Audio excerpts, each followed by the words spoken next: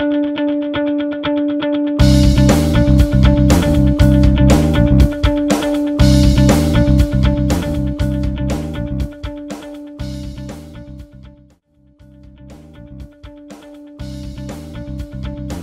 janji saya tak nak.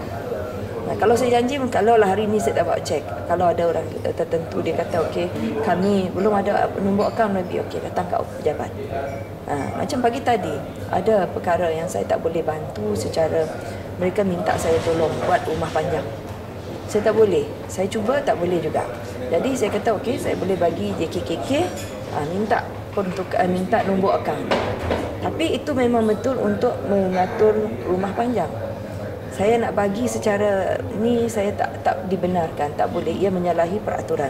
Tapi saya tahu mereka ini amat memerlukan pembaikan rumah panjang itu. Jadi ini cara kita membantu. Tak janji, saya tak nak janji.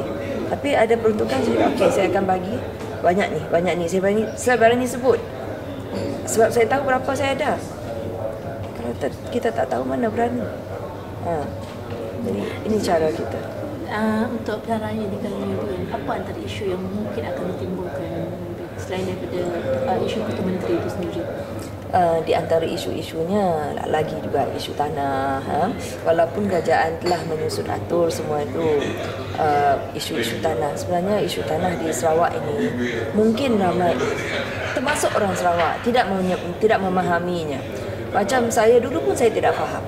Tapi oleh kerana saya berada di sana sekarang ni, berada di sana bermakna saya dalam orang di golongan orang yang tahu dalam golongan kerajaan ni lah. Jadi saya memahami isu tanah ini, macam NCR yang menjadi banyak cerita dalam blog yang mengatakan kerajaan mengambil tanah orang. Itu tanah kerajaan, dia bagikan pada orang free lagi tu. Dan kebanyakannya yang mendapat ni adalah kaum bumi putera golongan Dayak, Melayu, Melanau setakat ini tak ada lah. Mungkin ada yang kawasan-kawasan lain, kalau kawasan saya tak ada lah. Tapi yang benefit lah, bermanfaat ni adalah kawasan golongan orang Dayak, Dayak, Iban, Dayu dan juga orang Ulu. Mereka diberi tanah di mana mereka mempunyai perumahan di situ. Mereka di kawasan mereka memang diberi tanah. Satu keluarga yang saya faham ada, ini saya harap saya tak silap, dari segi 3 hektar ke 3 ekar. Itu tidak mencukupi bagi adalah rakan saya memaklumkan. Saya cakap, itu tidak mencukupi bagi you all. Kita tak ada apa-apa tau. Jadi kita bersyukurlah. Itu bukan sudah diberi. Itu bukan kerajaan mengambil, kerajaan beri sudah. Memanglah kalau nak kira cukup kan tak cukup. Sampai bila tu pun tak cukup. Kita di bandar keluar rumah aja semuanya duit. Rumah kita pun hutang, kita loan kat bank. Itu satu perkara. Dan satu lagi perkara mengenai isu NCR ni yang masih orang tak faham ialah, memanglah kerajaan dari dulu banyak tak memberi land title. Sebab apa? Dia macam ni. Kalau rumah panjang kan, undang-undang land code tu bukan kerajaan sekarang buat. Itu dari zaman British dulu. Kenapa dulu tak jadi isu? Kenapa sekarang baru jadi isu? Tapi kalau nak jadikan isu pun, cara yang baiklah. Bukan, jangan kita terus mengutuk kerajaan sekarang. Sebab kerajaan kita memang dulu kita telah masuk masa kita dijajah kan. Jadi kita berjuang supaya kita tidak dijajah lagi. Okey, sekarang kita tidak dijajah lagi, undang-undang itu masih ada. Kalau kita nak perubahan, minta diubahkan undang-undang itu, boleh dibuat cara baik. Dengan saluran yang betul lah. Jadi undang-undang itu mengatakan kalau ini rumah panjang kita dan beberapa kawasan ini di kawasan itu adalah menjadi hak milik penghuni rumah panjang di kawasan situ. Tetapi sekiranya orang-orang di rumah panjang ini tidak lagi mahu menduduki kawasan ini, rumah panjang ini, mereka berpindah. Misalnya mereka rasa kawasan itu mungkin susu ke kawasan itu enggak banjir, tak bagus. Mari kita semua pindah ke tempat lain. Jadi mereka tidak berhak ke atas tanah ini lagi. Bila mereka pindah, katalah dia bina rumah panjang baru dekat kawasan tu, mereka berhak untuk minta kawasan tanah tu. Minta itu kerajaan juga punya, bukan dia punya. Jadi mereka berhak untuk memohon minta kawasan tu lagi. Jadi mereka kena tinggal yang ini. Mana boleh ambil yang ni lagi, kan?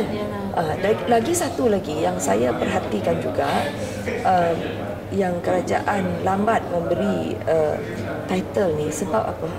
Ada di kalangan orang ni bila dah diberi land title, tak diberi pun mereka sudah ada MOU dengan orang yang bukan Bumi Putra.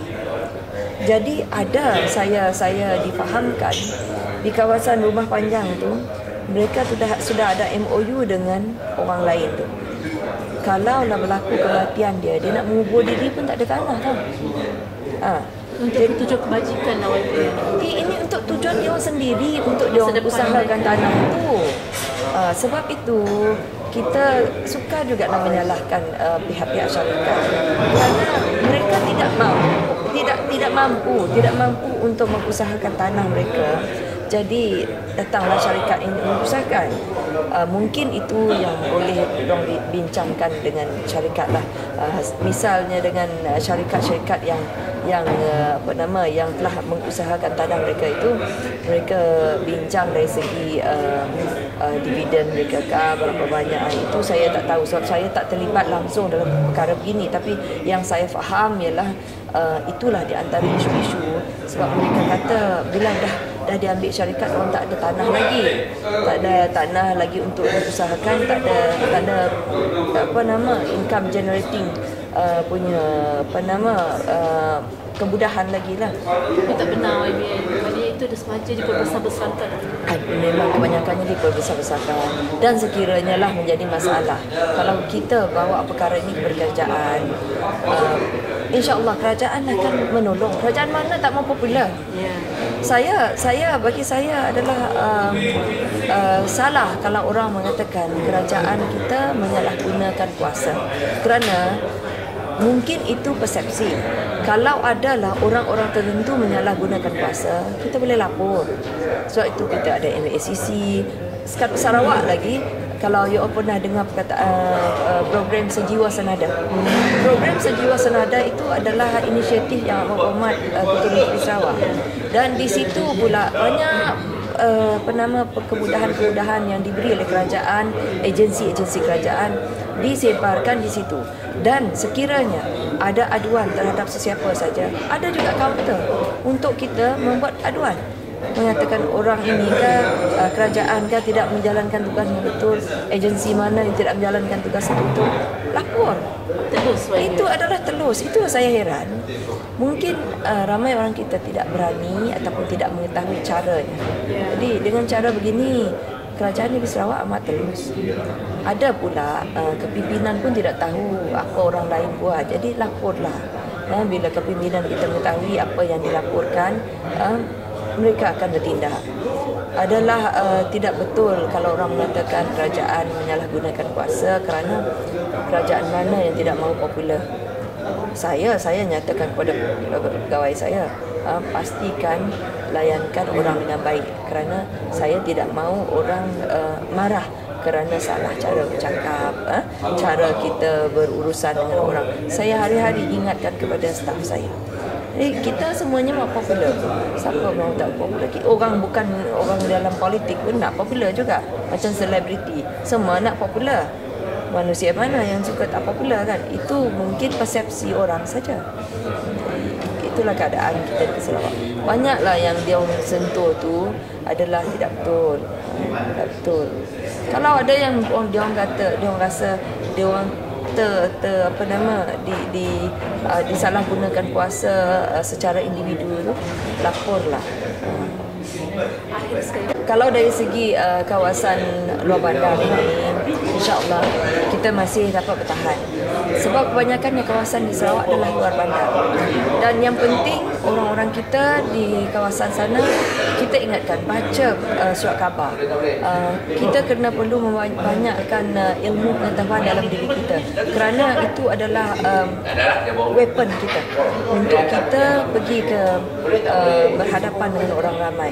Sebab bila ada cerita yang tidak betul ini dikeluarkan, masa inilah banyak surat layang keluar, kan? Jadi kita perlu memahami cara mana untuk mencantas apa yang dikatakan. Jadi sebab tu macam soalan dia tadi, saya perlu mengetahui pasal NCR punya isu. Saya kat federal, saya tak tahu apa yang berlaku kat state. Jadi lama-lamaan saya mendapat maklumat dan juga saya memahami keadaannya, dan memang pun keadaannya kita tahu bahawa orang bukan tanah orang diberi oleh kerajaan tanah, dan manusia mana yang dapat begitu, kerajaan mana yang dapat bagi tanah macam tu. Untung tau, saya kata orang ni amat beruntung. So kita kalau duduk kat bandar, dah lah rumah, bayar loan, kereta loan, mana-mana semua loan. Patang tanah, selangkah tanah tu pun kira kan satu kaki kan. Kita kat bandar, jadi orang luar bandar amat beruntung. Jadi kita perlu bersiap sedia dengan diri dalaman diri lah, dan juga ilmu yang ada. Itu persediaan. Penjelasan kepada rakyat kita sama juga. Sama. Jangan kita mudah tertipu, sebab tak ada kerajaan lain selama ini telah memberikan kita apa-apa yang kita nikmati sekarang. Semuanya adalah di bawah Barisan Nasional. Jadi biarlah rakyat Sarawak memahami bahawa tak ada orang lain yang boleh dapat membawa pembangunan ataupun keharmonian dalam negeri kita, kerana sekarang ini memang macam-macam yang diorang lakukan untuk menghasut, untuk memecah belahkan kita. Jadi biarlah kita bijak dalam kita memilih siapa yang kita nak jadikan pemimpin kita di masa akan datang. Kita tidak mahu pemimpin yang menggunakan isu bangsa, agama dijadikan sebagai bahan untuk memecah belahkan orang ramai. Jadi biarlah kita sama-sama bijak, dan terutama sekali kepada mereka yang beragama Islam dan kepada mereka dari kaum Bumi Putera, sedarlah diri supaya kita sentiasa mengingati sesama kita ialah tak ada orang lain akan membantu kita, hanya orang kita saja membantu kita. Itulah pesanan saya. Bijaklah, undilah Barisan Nasional. Walau tak suka muka orang tu tak apa. Parti yang penting. Okay.